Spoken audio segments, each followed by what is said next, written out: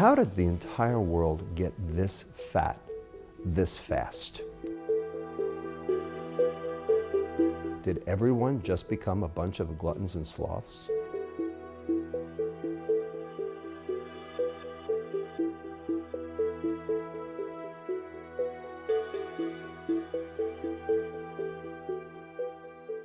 Obesity has been around since there were people. It's been around for 50,000 years easy.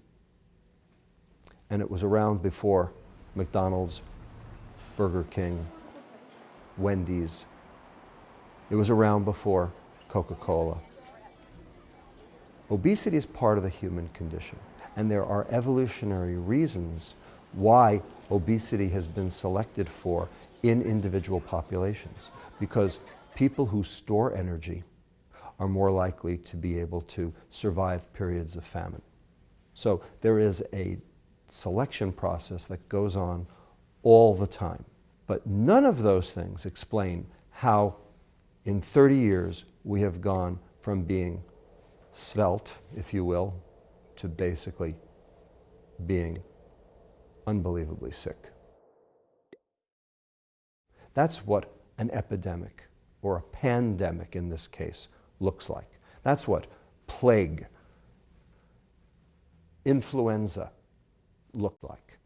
And the question is, what would be the exposure that could account for this? And if it was just gluttons and sloths, how do you explain the obese 6-month-old? We have an epidemic of obese 6-month-olds in this country. They don't diet and exercise. You're going to call them a bunch of gluttons and sloths? This goes way beyond the question of personal responsibility. We have felt like it's the individual's responsibility to keep their energy balance, to eat the right amount and stay the right weight.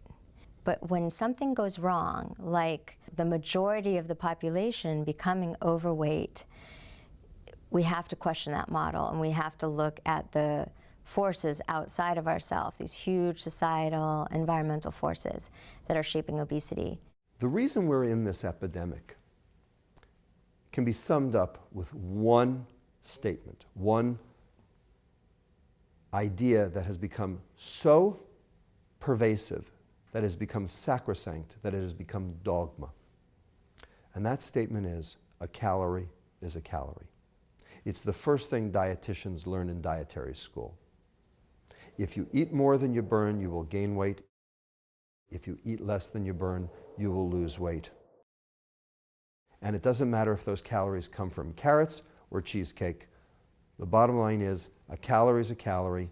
You eat too much, you exercise too little, and that's the mantra, and guess what? It doesn't work. And the reason it doesn't work is because a calorie is not a calorie. The only dogma is there is none. Choose your favorite hypothesis. There's so many.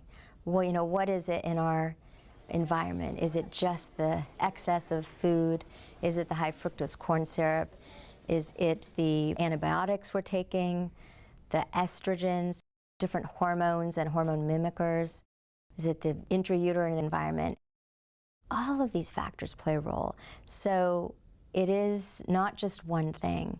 I mean, if there's one big thing, it's of course, it is our food environment.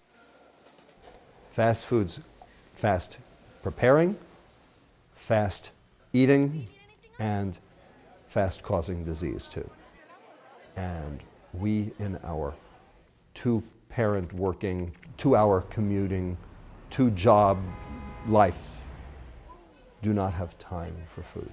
This is the biggest issue that we currently face. It is the reason that the industrial global diet has taken over the world, is because with all of our labor-saving devices, with the cars and the computers and lawnmowers that you sit on instead of push, etc., etc., all of those things have actually reduced our time, not created it.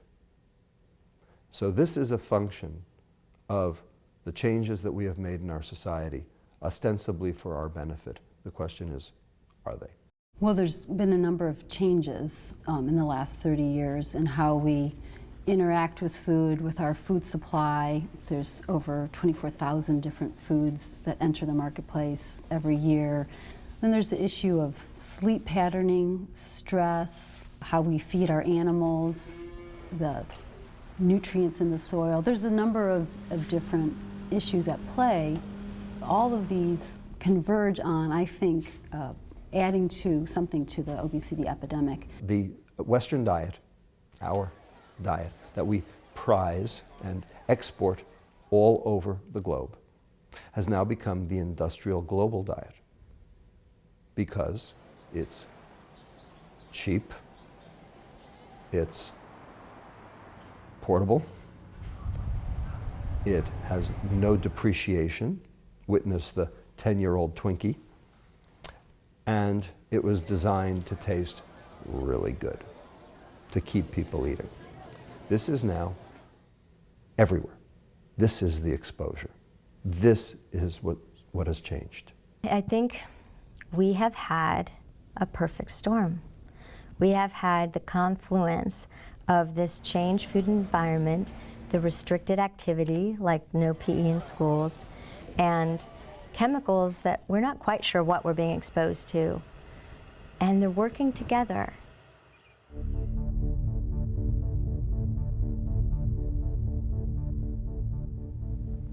Boy, does that look good.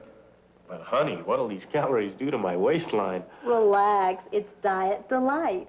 There was a big war in the food field back in the 60s and 70s. And the war was fat or sugar. And so we were remanded as a country to reduce our consumption of fat from 40% to 30%. Well, guess what? We did it. We are there. But the total consumption of calories, and specifically carbohydrate, and especially sugar, has gone through the roof. So it was that directive, that edict of the late 1970s that started the obesity and metabolic syndrome ball rolling. It is almost impossible to buy those packaged foods without getting a lot of extra sugars that are just going to be toxic for your metabolism.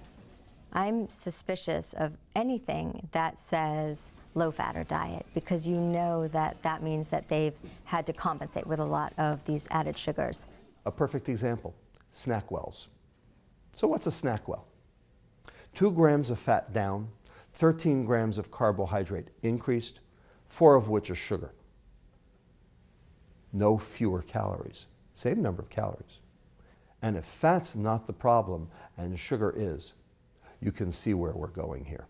There's also the change in the food supply so that those highly palatable foods are more easily accessible. So we can reach for that comfort food at any street corner, at any time during the day, and have a few extra calories.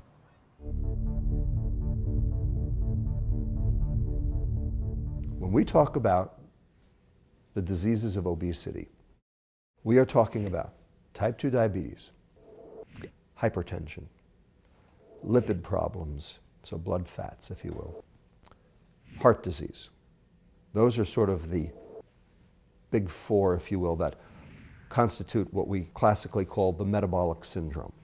However, we now know that there are several other diseases that fall within this scope as well. For instance, non-alcoholic fatty liver disease, which now affects 1/3 of all Americans. Polycystic ovarian syndrome, which affects 10% of all women. Cancer, and also dementia. Now here's the key. Everyone thinks that those downstream diseases are because of the obesity. And that could not be further from the truth. The obesity travels with those diseases, but the obesity is a marker for those diseases. 20% of obese people have a completely normal cellular metabolism, and they will live to a normal age. 40% of thin people, normal weight people, have those same chronic metabolic diseases and will die of them. Nobody dies of the obesity per se. They die of the diseases that come from the metabolic dysfunction. So when you do the math, that accounts for 60% of America. We are not talking about a minority. We are talking about the majority. So when you add up the medical costs for those 8 diseases, that is 75% of health care expenditures. Not just ours, not just America, but all over the world. So much so that in September of 2011, the United Nations Secretary General announced that non-communicable disease, that is chronic metabolic disease, type 2 diabetes, heart disease, hypertension, cancer, dementia, now posed a bigger threat to the developing world, not the developed world, the developing world, than did acute infectious disease, and that includes HIV.